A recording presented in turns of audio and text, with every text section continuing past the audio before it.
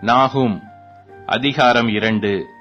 சிதறடிக்கிறவன் உன் முகத்துக்கு முன்பாக வருகிறான். அரணை காத்துக்கொள், வழியை காவல் பண்ணு, அறையை கெட்டியாய் கட்டிக்கொள். உன் பலனை மிகவும் ஸ்திரப்படுத்து. வெறுமையாக்குகிறவர்கள் அவர்களை வெறுமையாக்கி அவருடைய திராட்சை கொடிகளை கெடுத்து போட்டாலும், கர்த்தர் யாக்கோபின் மகிமையை திரும்பி வரப்பண்ணுவது போல் இஸ்ரவேலின் மகிமையையும் திரும்பி வரப்பண்ணுவார். அவனுடைய பராக்கிரமசாலிகளின் கேடகம் இரத்த மயமாகும். அவனுடைய யுத்த வீரர் இரத்தாம்பரம் தரித்துக் கொண்டிருக்கிறார்கள். அவன் தன்னை ஆயத்தம் பண்ணும் நாளிலே ரதங்கள் ஜுவாலிக்கிற கடகங்களை உடையதாயிருக்கும். ஈட்டிகள் குலுங்கும். ரதங்கள் தெருக்களில் கடகட வென்றோடி வீதிகளில் இடசாரி வலசாரி வரும். அவைகள் தீவட்டிகளைப் போல விளங்கி மின்னல்களைப் போல வேகமாய்ப் பறக்கும். அவன் தன் பிரபலஸ்தரை நினைவு கூறுவான். அவர்கள் தங்கள் நடைகளில் இடறி அலங்கத்துக்கு விரைந்து ஓடுவார்கள். மறைவிடம் ஆயத்தப்படுத்தப்படும். ஆறுகளின் மதகுகள் திறக்கப்படும். அரமனை கரைந்து போம். அவன் சிறைப்பட்டு போக தீர்மானமாயிற்று.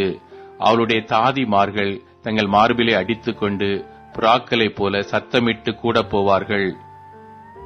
நினிவே பூர்வ காலம் முதல் தண்ணீர் தடாகம் போல் இருந்தது. இப்போதோ அவர்கள் ஓடி போகிறார்கள். நில்லுங்கள், நில்லுங்கள் என்றாலும் திரும்பி பார்க்கிறவன் இல்லை. வெள்ளியை கொள்ளையிடுங்கள், பொன்னையும் கொள்ளையிடுங்கள், சம்பத்துக்கு முடிவில்லை. இச்சிக்கப்படத்தக்க சகலவித பொருட்களும் இருக்கிறது.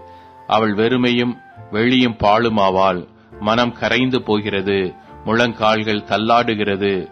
எல்லா இடுப்புகளிலும் மிகுந்த வேதனை உண்டு. எல்லாருடைய முகங்களும் கருகி போகிறது. சிங்கங்களின் வாசஸ்தலம் எங்கே?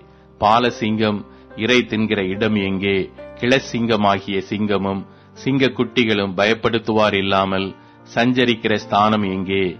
சிங்கம் தன் குட்டிகளுக்கு தேவையானதை பீற, தன் பெண் சிங்கங்களுக்கு வேண்டியதை தொண்டையை பிடித்து கொன்று, இரைகளினால் தன் கெபிகளையும் பீறி போட்டவைகளினால் தன் தாபரங்களை நிரப்பிற்று. இதோ நான் உனக்கு விரோதமாக வந்து ரதங்களை புகை எழும்ப எரித்து போடுவேன்.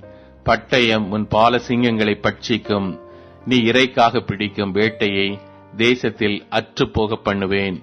உன் ஸ்தானாபதிகளின் சத்தம் இனி கேட்கப்படுவதில்லை என்று சேனைகளின் கர்த்தர் சொல்லுகிறார்.